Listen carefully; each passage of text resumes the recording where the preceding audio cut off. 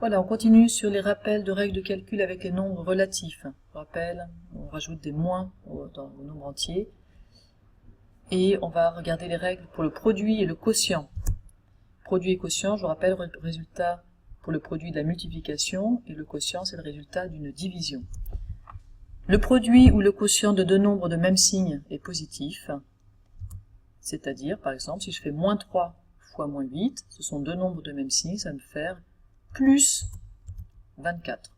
Si je fais plus 25 divisé par plus 5, ce sont deux nombres de même signe, ça va me faire plus, et puis le résultat de la division, 5. 25 divisé par 5, c'est 5. Et maintenant, le produit ou le quotient de deux nombres de signes contraires est négatif. Moins 3 fois plus 8, ça fait moins 24, puisque les deux nombres sont de signes contraires, et moins 25 divisé par plus 5, ça fait moins 5. On peut trouver une certaine logique à une partie des choses. Bon, quand on a plus divisé par plus ou plus fois plus, c'est ce que vous connaissez habituellement, et bien vous ne viendrez pas à l'idée de rajouter un moins.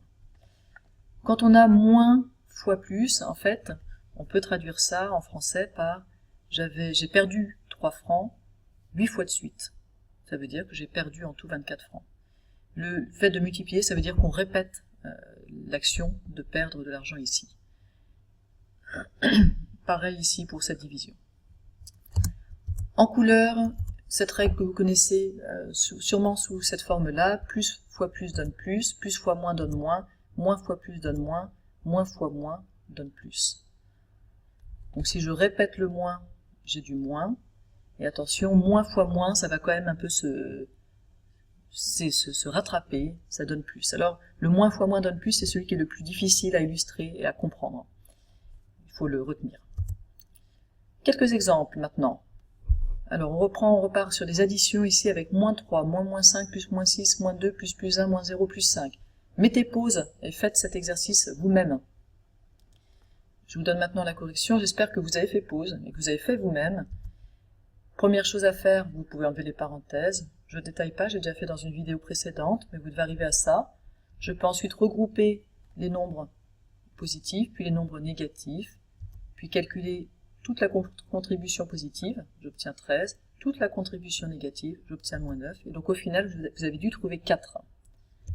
Deuxième exemple, maintenant avec une multiplication, que des multiplications, moins 3 fois 2 fois moins 1 fois 4. Ici, j'ai 3 fois des signes négatifs.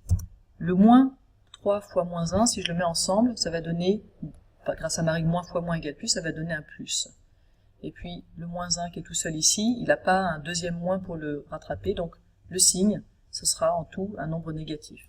Puis pour le résultat, je fais 3 fois 2 fois 4. En gros, donc, si vous devez multiplier plusieurs nombres relatifs entre eux, pour le signe, vous regardez si vous avez un nombre de signes pairs ou impair. Si vous avez un nombre de signes pairs, en fait, toute paire de 2 va donner un plus. Et puis si vous reste un moins qui est tout seul, eh bien votre résultat sera négatif.